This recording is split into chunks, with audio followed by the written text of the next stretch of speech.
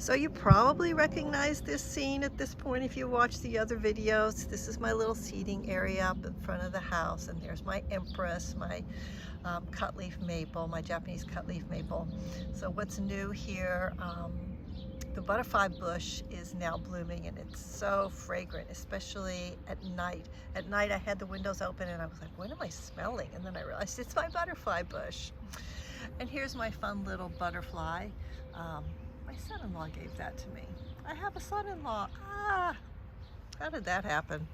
Anyway, let's talk about our cards for today. So we've got 3 cards that we're going to do today. Let me put the camera down and we'll talk about these 3. So we've got, sorry about that. We have first the Tower. And of these 3 Tower cards, I think this one is probably my favorite because I love how we've got the little animals on the bottom. I think they're badgers, but not 100% about that. You know, and this Witch's Tarot. It's really got some fairy tale type ideas to it. And I love this, the burning tree house with the kids falling out, but they're going to be caught by this little fairy and these badgers. So I'm going to leave these cards here. So this is my favorite one of these 3. We're going to pick favorites today. And we're going to take a look at what I feel like represents the Tower, the energy of that card we just looked at. So it's this apple tree that I have. So this apple tree is really kind of listing. I guess we're going to have to go out and really look at it. So it's sort of tipping to the side. I'm trying to do a better job with my filming today. It's tipping to the side. It's listing. It was doing worse. I better come on this side because of the sun. It was doing worse. It was really pulling over to the side for a while. But then I put this stake in. Well, you know, full confession, somebody else helped me. But we put this stake in and pounded it down really hard.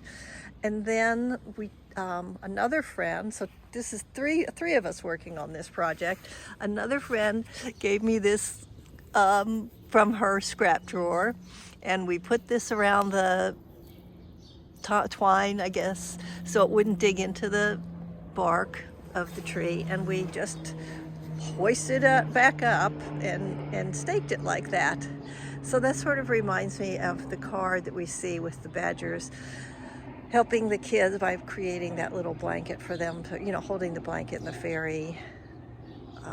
Yeah, so I feel like, you know, it took a village to keep this tree going, but it is going, and we're all excited to hopefully we're going to get to eat some of these apples. All right, let's go back up. And isn't my bee balm looking fantastic?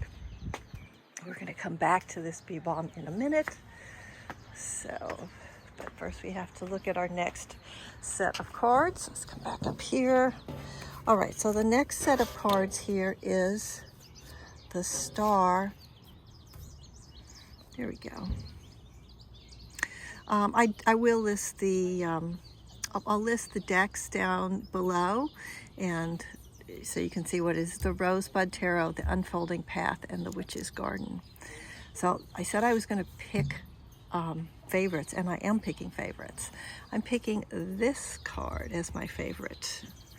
So this is from the Rosebud Tarot, the Star.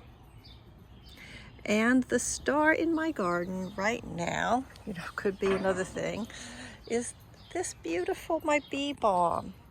Let's take a look at this. See how it just kind of, like it shoots out like that? That reminds me of the rays that you kind of see. Like when you look up at the stars at night, if you kind of squint or the atmosphere is a certain way, the stars look a little sparkly. And this bee balm, the way the petals shoot out, it's a little sparkly. And it kind of reminds me of a star when I look at it. I confess that I did wish that I could film this at night, and I tried, but no, it didn't come out well. I need more technology, I guess. So this reminds me of a star shape. And then, can you see? I guess we'll have to go back out again. No, I think I can zoom in. All right, so this was the allium. I'm trying to remember if these were white or purple. But these also remind me of a star shape. So that kind of doesn't really talk at all about the meaning of the star card. I'm just sort of focusing on the shape of a star and how it might be in my garden. Which isn't to say you can't think about that, but that's not where we're going with this now. Okay, so, oh, also one other thing I was thinking is a little bit sparkly star. I have these mason jars with solar panels on the top and then fairy lights inside, and they're very sparkly. They're very star-like. All right, the moon card. I'll confess, this one, oh, I did a couple of confessions today. This one was really hard to do for me. I don't know. This was a challenge. I will say this. It has nothing to do with Garden Arcana.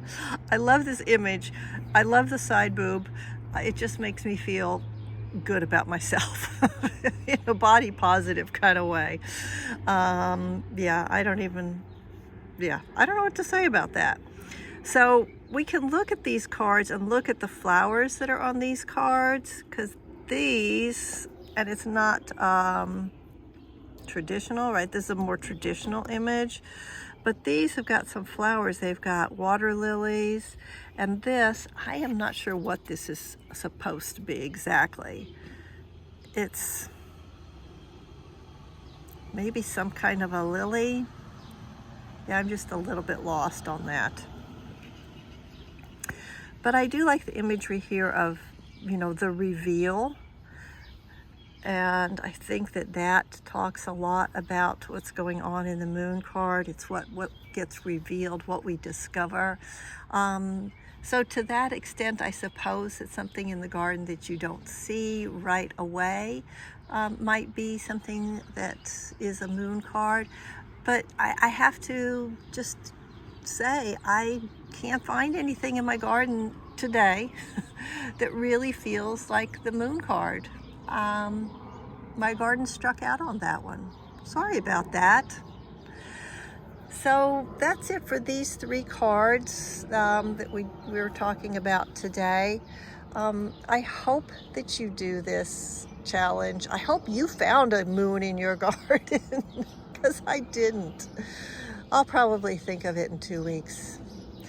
Anyway, thanks for stopping by. If you enjoyed it, please hit the like button and subscribe if you want to see the next ones. Bye.